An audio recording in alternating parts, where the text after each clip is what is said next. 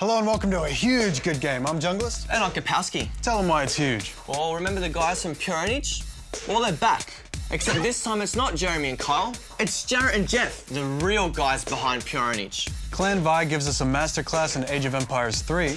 And we have a beautiful smorgasbord of gaming goodies. That's right, we take a look at Dark Messiah, Might and Magic. Star Wars Forces of Corruption. And Tekken for PlayStation Portable. But first, here's Gamers News. Good game. An editor has been released for GoldenEye on the Nintendo 64. The free program allows you to edit almost anything in the game, such as missions, levels, objects, etc., and lets you play it back on an emulator or console. Type in GoldenEye Setup Editor in your favorite search engine to find it. Thanks to DJ Cat 64 from the Good Game forums for spotting that one. And it's time to reinstall Quake 3. Over the weekend, Victorians had their chance to qualify for the CPL Quake 3 tournament. The top Aussie contender, we've flown to Dallas, Texas for the chance to win $50,000. Tasmanians get their chance to qualify at the Hobart Gamers League on the 11th of November. New South Wales will hold theirs at Fragfest, also on the 11th of November. And WAs will get their chance at the Red Flag Land on the 25th of November. Unknown Worlds Entertainment have announced that they plan to begin production on Natural Selection 2. The original was a highly popular mod for Half-Life involving aliens versus humans, and while Unknown Worlds have not yet specified whether they'll be using the Source engine or not, they have confirmed that the game will be distributed on Steam.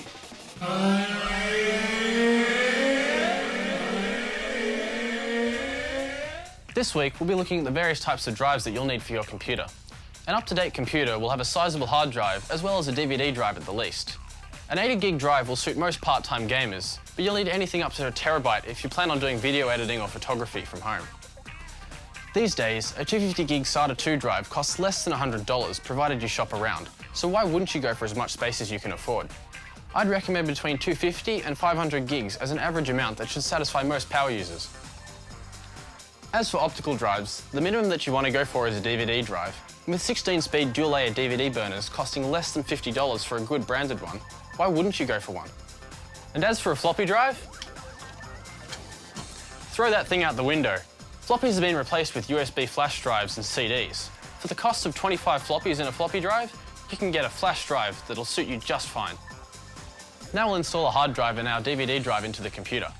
Slide the hard drive into the drive bay and screw it in from both sides if possible. The same method is used for the DVD drive. One thing to take note of is that IDE drives need to have jumpers set for them to work correctly. If this is the only optical drive in your system, set the jumper to master. If it's the second drive, set it to slave. Simply slide it into the bay after first removing any cover from the front of the case, then screw it in from both sides if possible. Connect the IDE cable to the back of the DVD drive and the primary IDE channel on the motherboard. To connect the hard drive, connect the SATA cable between the hard drive and the SATA 1 port on the motherboard. Make sure that you also connect a power cable to each drive. Alrighty, that's it. You've installed everything inside your case. Now we can close the side panel of the case back up. Next week we'll look at keyboards and mice, and how choosing the right one for you is essential. Good game. Alright gamers, here's your retro game for this week, and this one's hard. I'll give you a hint. It was a classic RPG released on the Super Nintendo. Have a look.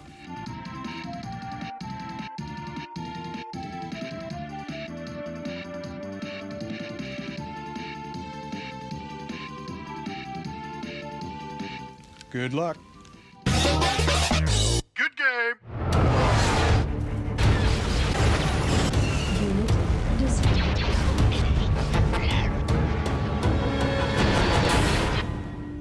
Forces of Corruption is the expansion pack to Star Wars Empire at War. In the original Empire at War, it was all about taking over the galaxy. You can manage your fleet expansion at an empirical level and take control of land and space battles. You can choose either the Rebel Alliance or the Empire. The expansion introduces a new faction that's run by Tiber Zan, a crime lord that's very similar to Jabba the Hutt. The Zan Consortium relies on all sorts of illegitimate tactics for them to influence neighbouring planets such as bribery, piracy and racketeering. We had a chat to Sean Stork, the producer of the game. Here's what he had to say. We're really excited because we've got a brand new faction we've added to the Star Wars universe. This faction is called the Zon Consortium. It's the criminal underworld element of Star Wars. It's led by Tiber Zahn. He's got a brand new gameplay mechanic called Corruption that we use to spread his influence around the galaxy, along with 13 new planets, 40 new units, both for the Empire, the Rebellion, and the Underworld. The idea behind it was developed while Empire at War was still in the final stages of production. We thought, wow, what a great way to just expose, like I said, this kind of shadowy, this underworld. This, everybody sees the cantina in the film. They see Jabba the Hutt. They know Boba Fett. But let's bring these characters out to light. So that's, that kind of came up during the end of Empire War, and then we've just continued to develop it all the way through until now. Forces of Corruption tries to be two games at once. You've got the RTS side of the game and the empirical management side of the game. And as a result, both sides suffer in the form of strategical depth. The tech trees and the special abilities seemed lacking in detail to me, and the AI was primitive. Although I found the concept was good, I actually liked to be the underworld in this whole Empire. I mean, it's different from just playing the Empire or the Rebels. It's fun. That's true, and it's a different way of doing things, It's like a hybrid game. Like, if you wanted a really in-depth sort of RTS, you'd go get Dawn of War Dark Crusade or AoE 3 War Chiefs or Company of Heroes. If you wanted a really in-depth empirical space management game, you'd go get Galactic Civilizations 2 or Space Empires 5. This game brings both genres to the table, but I think it's just a little bit too much for them to handle. Well, one thing the computer didn't have too much trouble handling was the graphics. They were quite average. Because of this, it can run on really low-range PCs quite easily, which is very handy for someone that doesn't have an updated PC. Also, the sound effects are pretty good. It's good to have the Star Wars influence in the game, the laser sounds and also the theme music. That really made the game for me. That's right, and there are the little extras in the game, like watching the heroes destroy buildings with the Force. That was pretty cool. Look, this game might not be able to compete with its peers on a strategical level, but it's really just the fact that it's in the Star Wars universe that's making this a really playable game. The question is, do we have to give this game extra points just for being in the Star Wars universe? Well, I say yes. It adds to the fun. Therefore, the game is better. So I'm going to give it 7.5 out of 10 rubber chickens. How about you, John? Well, look, my take on it is, if you're a Star Wars fan, you're going to love it. But if you're looking for a competitive RTS, not quite what the doctor ordered. Needs more cowbell. 6 out of 10 for me. And the Good Game t-shirt for this week goes to...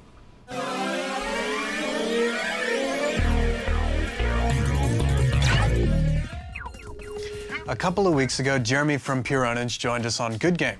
Fans of the mockumentary will know that episode 12 of Pure Ownage was released on the internet yesterday. But with one big addition, credits. That's right, Jeremy and Cole have revealed their true identities, and I'm pleased to say they're both joining us. Jarrett and Jeff, welcome back to Good Game. Yeah, Thank you. So guys, take us back to the beginning. How did it all begin? I had the camera and I wanted to shoot some test footage, and Jared came up with this character that was based on people he had interacted with on the forums in the CNC replays. That kid, I think Jared explains it best, the origin of Jeremy, but he just did this sort of, little speech about 0 Hour and shot it from a few angles and edited it up into a preview for a show that didn't exist. And we got such a great positive feedback from the preview that we decided we had to make episode 1, The Life of a Pro Gamer. When did you realize you had a hit on your hands? We had about 200 to 300 people download the preview, and that made us really excited. I was doing stand-up comedy at the time, and to have 200 to 300 person audience was a really big night. That was something that I would have been, very nervous for, and very excited to have that opportunity. So when we made this show and we realized that I basically just performed in front of this audience, it started to dawn on us, this sort of power of the distributing on the internet. So we went ahead and we made episode 1 because it was being demanded of us by this community.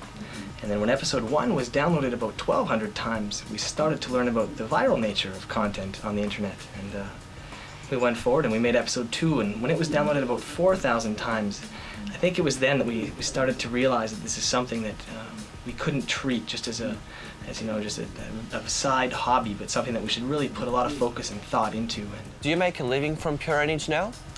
Yes, it was, we started generating income from this project at around episode 4, is when we started selling shirts. We bought We bought some Ion Noob shirts and some Pure Ownage logo shirts, and we weren't sure if they were going to sell or not. We're investing our own money, and the show was literally zero budget. The first 2 episodes were shot on a camera borrowed from the library, and now I'm no longer in school. I'm working full-time on Pure Ownage, and Jared is also working full-time. Now tell us about your real-life gaming. What are you into now? It's really exciting right now because the Nintendo Wii is coming out, and Nintendo again is going to redefine, I hope, how people interact with the games they play. And at the same time, the PS3 is really pushing photorealism, and apparently they've surpassed computers, and the games have gotten to this point where it's hard to tell from a distance if you're watching a real football match or if you're watching FIFA on the Xbox 360. And and of course, then they're all online and they're all connected. So I'm extremely excited for that. And no games in specific, but just the platforms that the games can be played on. It's just remarkable. What are your plans for Pure Ownage? I think we're going to probably end up doing 3 seasons.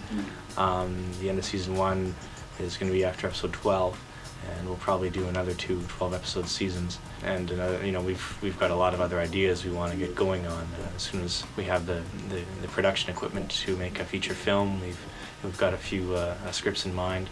Do you guys ever worry that you might lose the magic? How do you keep it real? Because of the fact that we've circumvented the traditional distribution methods, we have complete control and power over our content, and we speak directly to our audience via the internet. So I think we have it really lucky, and I'm not sure if this sort of thing has actually existed before in such major media in the history of humanity, but it exists right now, and we're very fortunate. And I can tell you that there's no selling out, because we can only be selling to ourselves, because this is our project, start to finish, and there's no way anyone can possibly change that. Jarrett and Jeff, good luck with all the plans. Thank you for joining us on Good Game. Well, thank you for having us. It's been a great time. So thank you, Good Game. Thank you. Best of luck. Good game. Darwin Tower, this is Dubworth 104 requesting takeoff. Repeat, Darwin Tower, this is Dubworth 104 requesting flight clearance. Your mama's so big she has to request flight clearance whenever she gets off an escalator.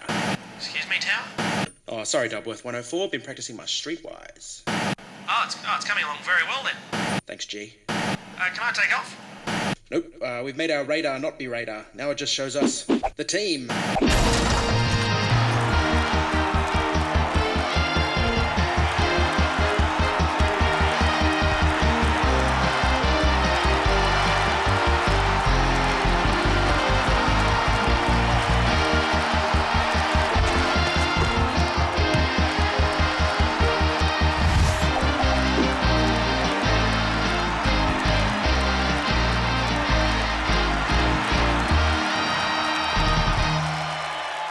Previously on the team, we met the Southern Heights social football team, the Fighting Squirrels, and were introduced to Simon, who's in the army, but now works in logistics, where he ain't so good at selling the guns. Like a gun?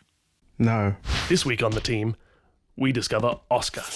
So this is Oscar. He's a spy for ASIO. For the first couple of years in the company, he used the tried and tested door knock and ask, "Are you a spy?" technique of investigation. After that, he worked up a bold new system and got himself noticed. Terrorist says what? What? Damn. Surprising everyone, this worked a treat, and now he gets sent on the most dangerous missions. Now, he's watching Simon, who drew suspicion for having so quickly moved into the logistics department, and then never being seen to actually give any guns away. Oscar's not very good at spying, really. Hello? Hello. Hello. Can I give you a gun? Would you like to be friends and you can tell me lots of things about yourself? Yes. Rather unexpectedly, Oscar was better at this job than his supervisor thought he would be. Hey, what would it take for you to, say, sell me a tank? A tank? Yeah, sure. I'll bring it around the front. What colour would you like? Blue? No, don't worry about that. I was just wondering. Mottled green? Army colour? And so it seems that our hero is getting himself into bother. Will he get himself out of it? Will he do it using a combination of wit and guile? Will that guile be coated in a refined luxury suit of Italian cotton? Find out next week on The Team, when the squad also gets a new member. That's right, a free penis for one of you. No, as in they get a new person on the side. Oh, phew, I really didn't have one to spare anyway. Anyway, that's next week on The Team.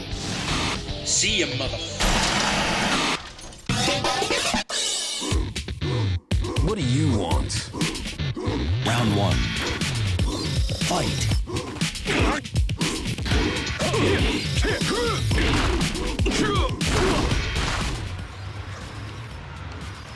Hey, what do you reckon about this Tekken Dark Resurrection? Yeah, it's not bad. It's a bit repetitive for me.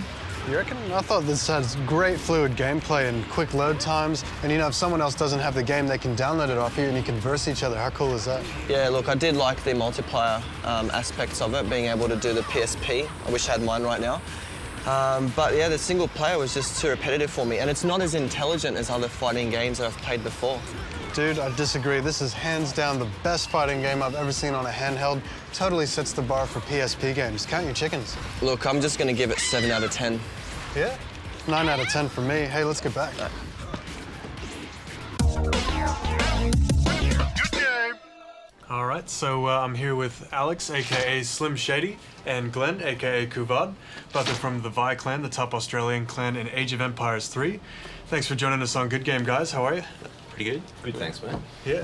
So you're going to be telling us a bit about how to get better at Age of Empires 3. For starters, what race do you usually play? I think I personally like to do the Portuguese, Kuvi here. I play pretty much anything. ASEAN! Come on, right. You guys do a lot of 2v2, and you're more of a rusher, you're more of a boomer. Sure. Yeah. That means that I focus more on the economy side of things, and while Kuvi here is a bit more of the military.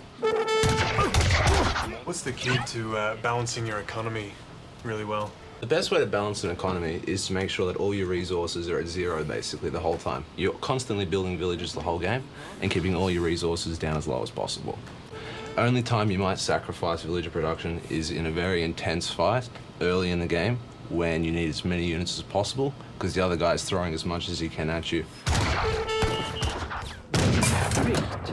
You have the option to sort of just send your troops into battle, or you can actually micro the troops to better to fight the enemy, basically. What are some micro tips? A lot of micro tips that you might do is force firing, for example. Say there's like a cannon in the background and you have to kill the cannon before it kills you, basically. So you get all your units, force fire on the cannon, take out the biggest threat first, leave the smaller units for later. If you want to take it a step further, I never usually shift click. I'm always trying to like force firing because you don't need 40 sterlets sometimes to kill a cav. Sometimes that's just enough. Another thing could be turn and shoot. So what you might do is you run in, you shoot one unit, run away, and do that constantly to and fro. Another good thing is to try and select units that you know are counters to other units, and say you're in a battle, you have cavs here, you want to try and make the cavs meet the pikes, and you want to make the archers meet the archers in a way, if you know what I mean. So you want to try and make sure that the counters are hitting each other and you're not just mindlessly losing units to counters. If you notice your opponent is doing something like that, like force firing and just targeting one unit at a time, what can you do? Run. Yes, basically, yeah, you have to run. As a new player to the game, what should you be looking to get to age 2 by and stuff like that? Probably, like, depends on your civilization, but I'd say 4 minutes 30, 5 minutes, something like that. A lot of the early stuff about going up is just getting the resources as fast as you can while continuously building your villages. Commandment, yes.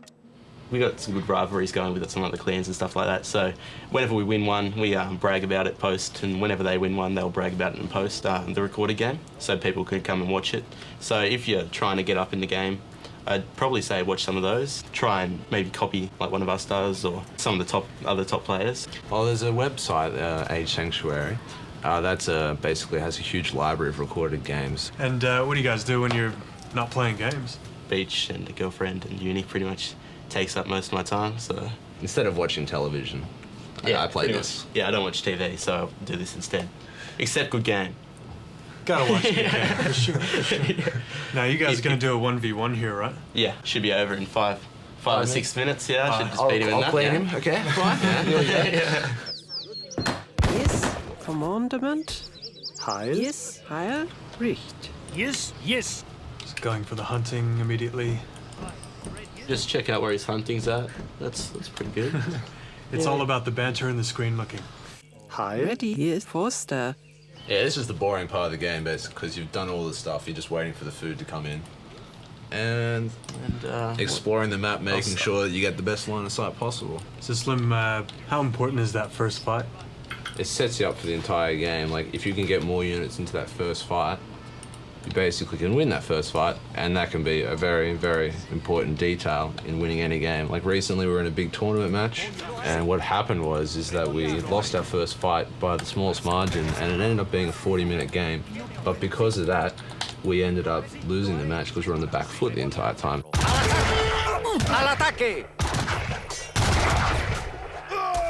Cutting him off from food, trying to basically make sure that my eco is untouched while his is suffering.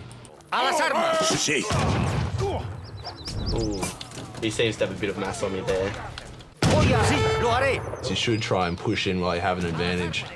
But you never want to go in too far, because when you go into his town, he's going to have TC fire on you, tower fire on you. It's looking a bit grim. You're getting attacked there. No, it's all right. You know, I'll keep falling back. I'll keep falling back. See. That's a pretty much good game right there. Yeah, I'd say resign there. That's it? Yeah, that's GG. it. I'd say. Yeah, GG. Yeah, good work, Slim. You're the man. 10 centuries shall the fortress stand, walls of spirit wrapped in walls of fire. And horned lords shall bow their heads to one not yet born of the darkest sire. Dark Messiah Might and Magic is a first-person shooting game that is set in a fantasy land. You're Sereth, a young talented warrior, and you're guided by your mentor, Master Fenric. You have all that you need to achieve your destiny. In the game, you're rewarded with skill points, and these skill points can be traded in for skill sets, whether it be casting spells or simply silencing your footsteps. Almost everything in game can be used as a weapon, whether it be a crate, a shovel, or a vase. You can throw them at your enemies, either to stun them or kill them. You're a dead man. Throughout the maps, there are traps, and if you execute them correctly, you can have a lot of fun taking out a whole heap of enemies. Single player is inventive and fun. Sometimes I thought they were a little overly keen to show off their environmental interaction, but the combat system was well honed. You've got instant kills, power moves, stealth, kicking, parrying, dodge. It's great. I can see some mad duels coming up in multiplayer. I actually did play the multiplayer, and I found it quite enjoyable to play, though I did find the maps were a little bit large for the actual players involved. I was in a 12 vs 12 game, and I didn't really see many people to kill. They're all in the one section.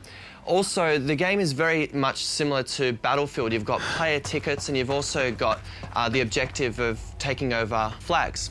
And that's how you lower the tickets.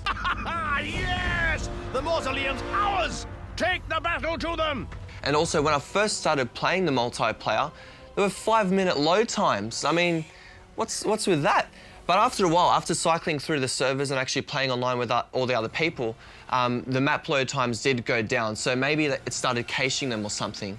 Yeah, and on that subject, I found a lot of little bugs and errors that were really frustrating, to be honest. Like, in my opinion, the multiplayer side of this game was not yet ready to be released. It is on Steam, though, so you can probably expect some periodic updates to fix this. Yeah, look, I won't disagree with you there. Dark Messiah does benefit a lot from Steam.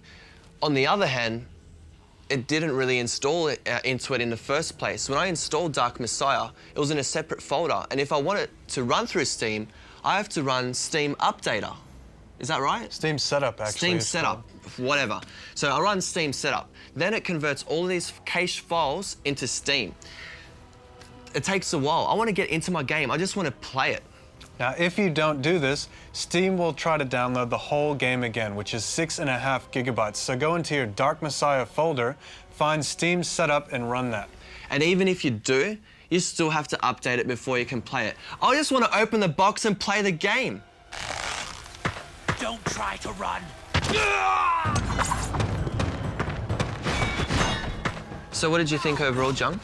Well, you know, it's two kind of different games to me. You got the single player and the multiplayer. I am docking points because the multiplayer was so buggy, but at the same time, I see massive potential. In the single player, let's not forget, it is hard to create a fantasy-based combat game with an FPS view and a proper multiplayer as well. It's just not done. So huge points to the developer and the publisher for taking a risk and doing a good job of it. 8 out of 10 rubber chiquitos for me. Look, I agree. I think the game did suffer a lot in reliability. On the other hand, the game was a lot of fun, the graphics were great, the sound was fantastic, and the gameplay was also a lot of fun. You can tell there's a lot of enthusiasm behind the game making. Another thing as well, the learning curve. It wasn't steep at all, you can get straight into the game. After the map loads. Yeah, that of course, keeping that aside. But overall, from the points I've said before, I'm going to give it 8 out of 10. Good game.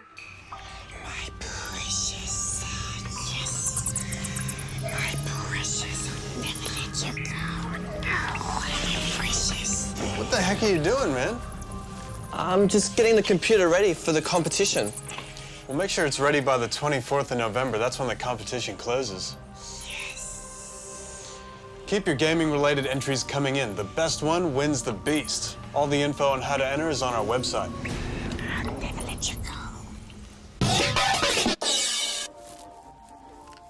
All right, now if you got the retro game for this week, you are elite. The game was Seiken Densetsu 3. Say it with me. Seiken Densetsu 3, also known as Secret of Mana 2. It's a highly sought-after RPG which was never published outside of Japan. It was similar to Final Fantasy, although it featured real-time combat. Now before we go, a huge shout out to everyone that's been posting on our forums. Thanks. Remember, you can download every episode of Good Game and stream it from abc.net.au/goodgame. Thanks for the wiki as well. Next week we'll be talking to Migman. He's our flight sim expert. He's giving us a masterclass. And finally, the GameStar Radio guys join us on Good Game. They're just like the best damn esports shoutcasters in the world. Till then, make sure all your games are good ones. Junglist out. Kapowski out. You know who you're gonna pick for the Raffle Cup, AoE 3? Oh, I've got someone up my sleeve.